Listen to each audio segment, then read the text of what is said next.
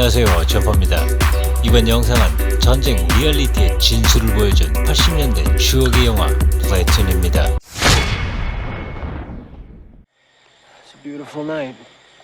오랜 동안 남을 괴롭혔으니 이젠 우리가 당할 차례야. 오늘 벌어진 일은 시작에 불과하다고 하며 우리는 전쟁에 질 거야. 얼라이언스는 영화 초반에 패전을 예견합니다.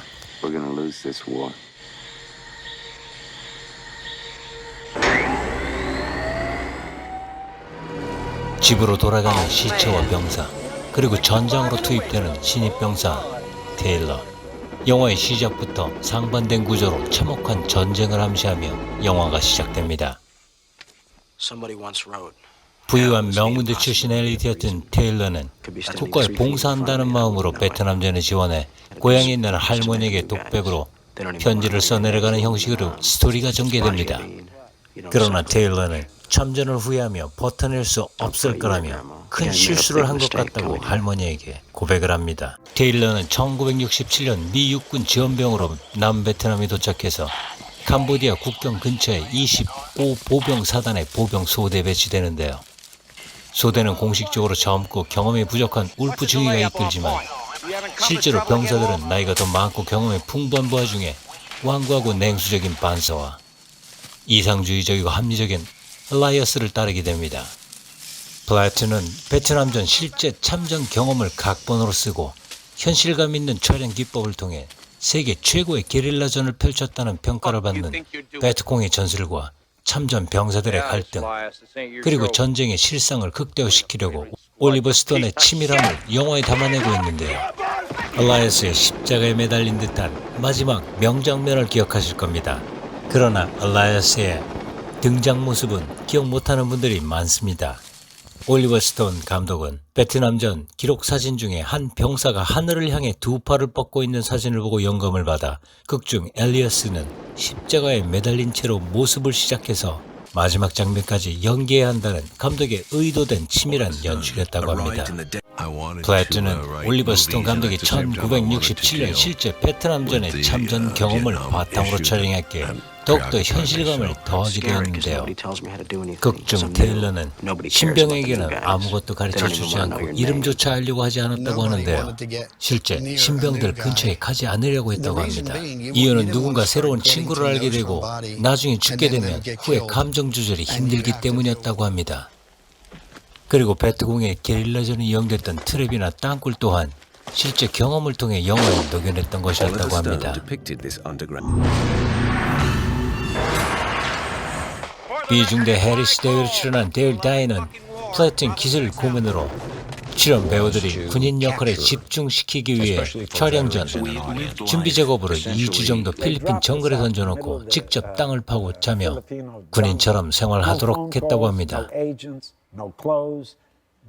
윌리엄 데포는 당시 촬영 준비 작업이 매우 힘들었다고 회상하고 있는데요. 올리버 스톤 감독은 극중 얼라이언스 또한 실제 존재하는 인물을 바탕으로 극중 인물을 만들어냈고 3대대 22 보병 지휘관으로 카미오로 등장하기도 하는데요. 이처럼 플래툰은 베트남전의 실제 경험을 바탕으로 제작되어 극찬을 받으며 59회 아카데미 시상식에 8개 부분에 후보로 오르게 되고 작품상, 감독상, 음향상, 편집상 등 4개 부분을 수상하게 됩니다. 플래툰은 베트남 전쟁 참전 용사가 각본과 감독을 맡은 최초의 할리우드 영화로 남게 되었습니다. 당시 인기몰이했던 풀메탈 자켓 영화는 1,700만 달러 제작비로 4,650만 달러의 북미 흥행에 그친 데 반해 플래툰은 제작비는 겨우 600만 달러로 북미에서만 1억 3,900만 달러를 벌어들이는 흥행을 거두게 됩니다. 극중 테일러는 자신이 생각했던 국가를 위한 봉사에 대한 괴리감에 빠지게 되고 윤리의식이 없는 반수와 합리적인 얼라이언스의 사이에서 갈등을 하게 됩니다. 선과 악, 정의와 불의에 대해 베트남 전장에서 경험을 하게 되고 성장하며 전쟁이 선도 정의도 아님을 일깨워주는 인물로 묘사되는데요.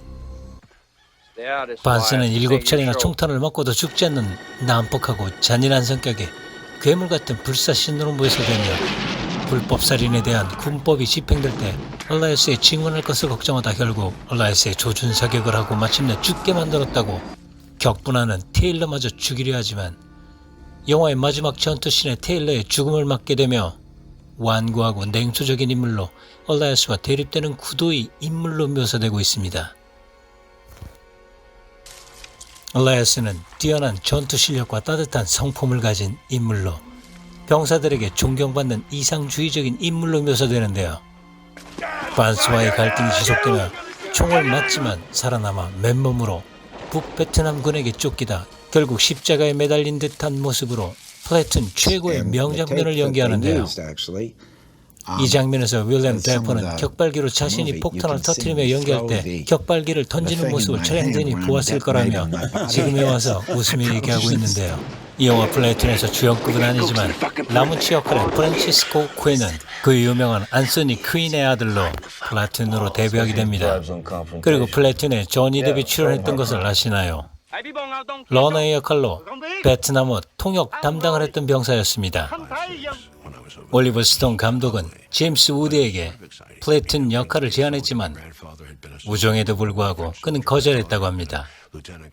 덴젤 워싱턴은 얼라이어스의 역할에 관심을 표명했었고 반스의 역할로 미키 루크, 케빈 코스트너를 고려했지만 코스트너는 형이 베트남에 있다는 것 때문에 거절했다고 합니다.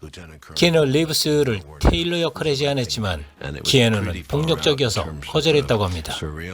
플래툰의 찰리 신, 윌리엄 데포, 톰 베린저는 비평가들의 극찬을 받으며 1998년 미국 영화 연구소 100년 100 영화 투표에서 플래툰은 83위에 오르게 되고 미국 국립영화 등록부의 보전 대상으로 선정되게 이릅니다. 플래툰 촬영은 1986년 2월 필리핀에서 54일간 진행되며 올리버 스톤 감독 그리고 각본, 촬영 기법, 전투 장면의 현실감 그리고 배우들의 명연기로 지금까지 현존하는 최고의 명작으로 남게 되어 있습니다. 플래툰이었습니다. 시청 감사합니다.